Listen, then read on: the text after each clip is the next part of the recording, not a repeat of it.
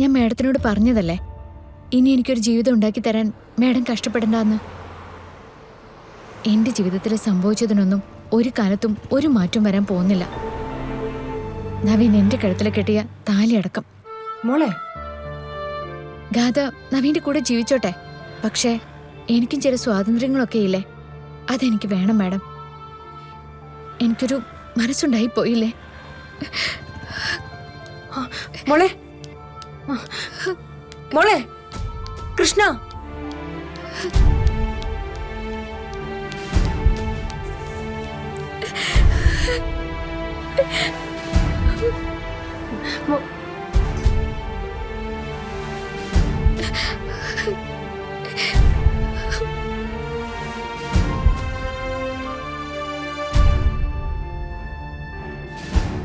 ഇനി അവളെ ശല്യം ചെയ്യരുത് മാഡം.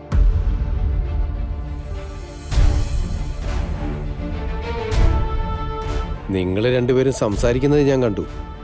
ശല്യാവെന്ന് കരുതി അടുത്തേക്ക് വരാതിരുന്നതാ. തെരുവ് തോറും നടന്ന് ലോട്ടറി വിൽക്കുക, അതെങ്കിലും ചെയ്തോട്ടെ മാഡം.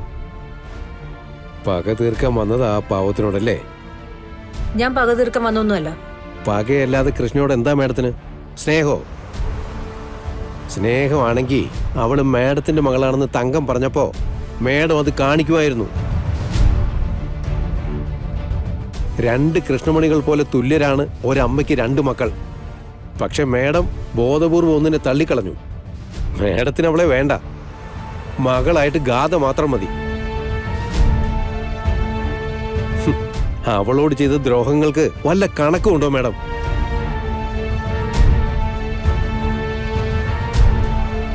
ഇതിനെക്കുറിച്ച് ആലോചിച്ച പോലും മാഡത്തിന്റെ നെഞ്ച് നെരിപ്പോടാവില്ലേ? അത്രയ്ക്ക് ക്രൂരതയല്ലേ കാണിച്ചതൊക്കെ? ഗോപാല, ഞാനിപ്പോ കുറ്റപ്പെടുത്താനോ ശപിക്കാനോ ഒന്നുമില്ല. ഞാനോ സുനന്ദയോ ഒരു കാലത്തും അവളെ തള്ളി പറയേയില്ല.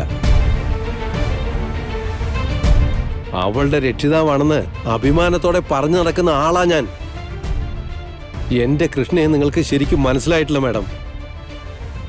നിങ്ങൾക്കതൊരിക്കലും മനസ്സിലാകാനും പോകുന്നില്ല.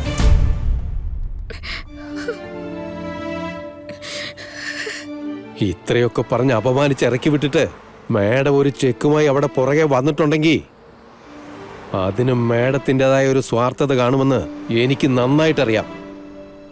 ഒന്നുമില്ല. അവളുടെ വിഷമോർത്ത് മാത്രമാണ് ഞാൻ തിരിച്ചു വന്നത്. ഗോപാലൻ, ഈ ചെക്ക് നമുക്ക് കൊടുക്കണം. ഞാനിത് വാങ്ങില്ല മാഡം. വാങ്ങിയാലും എൻ്റെ മോളിത് സ്വീകരിക്കില്ല.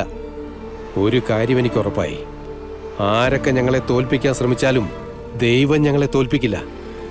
മാഡം പൊയ്ക്കോ. ഗോപാലൻ പറഞ്ഞതൊക്കെ ഞാൻ കേട്ടു. ഒന്നും ഞാൻ നിഷേധിക്കുന്നുമില്ല.